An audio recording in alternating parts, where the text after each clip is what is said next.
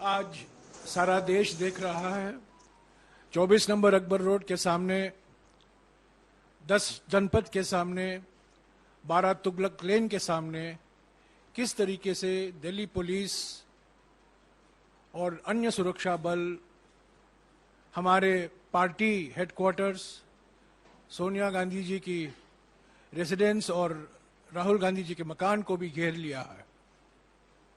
आज शाम को अजय माकन जी हमारे साथ हैं और जाने माने वकील और सांसद अभिषेक मनु सिंघवी भी हमारे साथ हैं।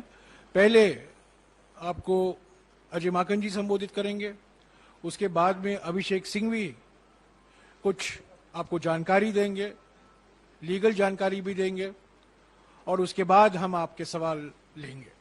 अजय माकन जी।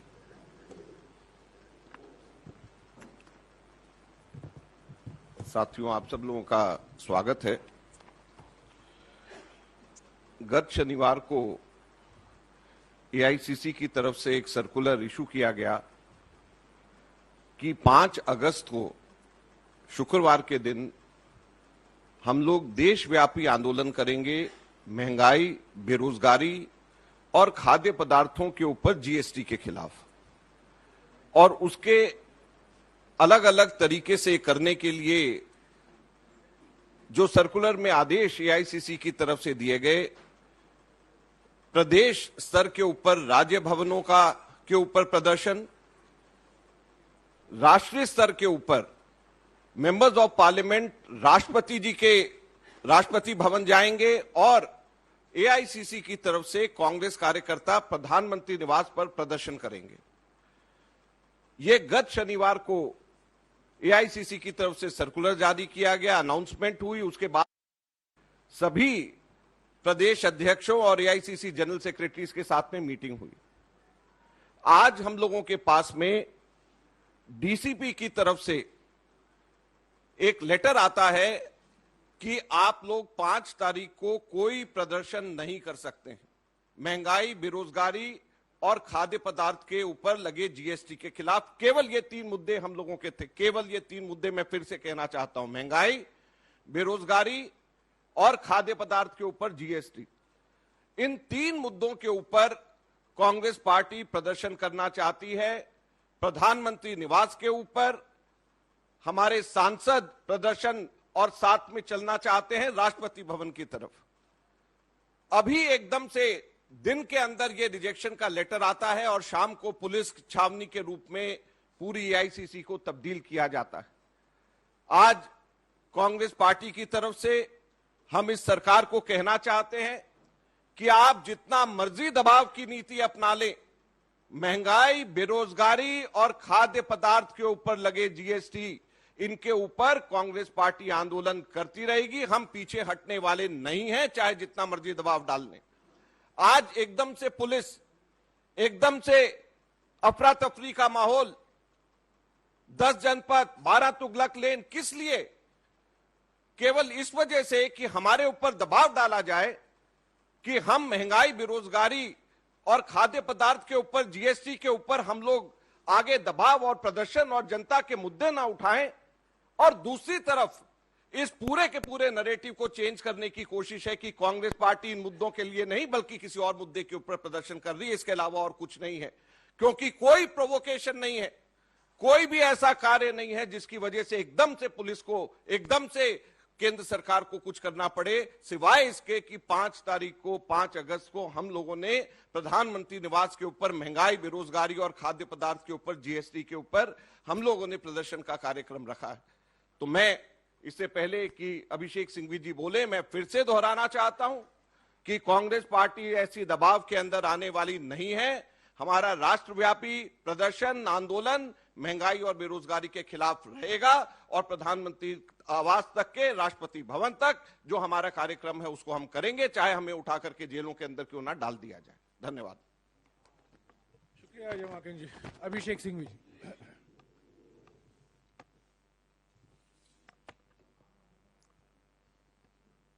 Friends, we are seeing an open-ended investigation for events 10 years ago, with a siege mentality in the heart of the capital of the world's largest democracy?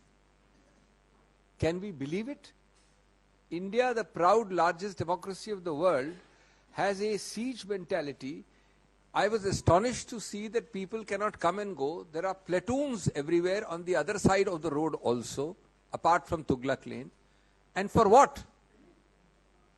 The only sole object of this exercise is humiliation, insult, and intimidation at one level. And as Ajay ji said, diversion, digression, and sensationalism at the other. बहकाना चाहते हैं आपको, बरगलाना चाहते हैं कि आपकी अखबारों की और चैनल्स की सुर्खियों में बेरोजगारी की बात न हो, महंगाई की बात न हो, बात हो इस प्रकार से पुलिस आ गई, इस प्रकार से घेराबंदी हो गई, इस प्रकार से हमने डेमोन्स्ट्रेशन नहीं होने दिया, इत्यादि इत्यादि. After 50 hours of questioning of Mr. Rahul Gandhi, after days of questioning of the Congress president, more than 200 questions put together, and I demonstrated before you from this podium that if the most ingenious and imaginative mind was to ask questions, there cannot be more than 10 to 12 questions. And if you ask the same question in 5 different ways, there can't be more than 60 to 70 questions.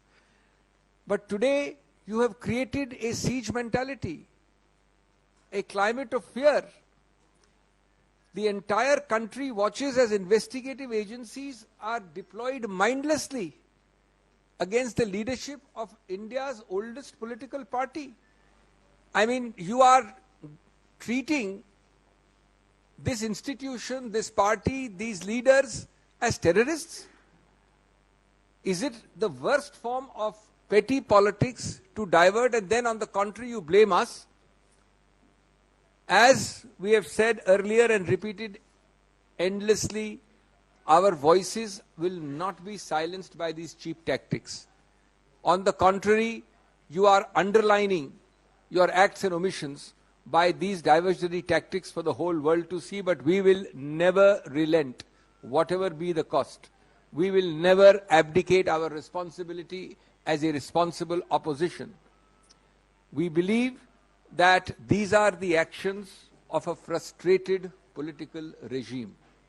We believe that these are the actions of a regime which increasingly wants to, which is losing its balance, losing its equilibrium, and is frustrated at the fact that its opponent, that is us, does not break or bend. You can try and suppress as much as you like. You will receive a resilience and a reaction which is completely democratic, which is for the world to see. We will continue to expose you. I only want to say that all law has been thrown to the winds, all sense of decency, democratic values, all sense of balance, and this is reprehensible. We cannot find stronger words to condemn it. शुक्रिया अभिषेक जी.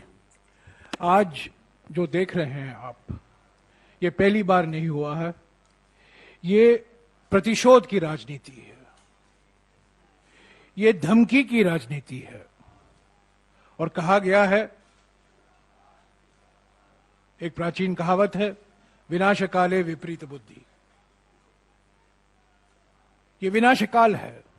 महंगाई, बेरोजगारी, जैसा कि माकन जी ने कहा, खाद्य पदार्थों पर जीएसटी, इसके खिलाफ हमने अपनी आवाज उठाई है संसद में और संसद के बाहर. 2 हफ्ते तक बहस से भागी मोदी सरकार, और जब हमने हमारा प्रदर्शन जो होने वाला है परसों दिन, उसको रोकने के लिए आज से ही शुरुआत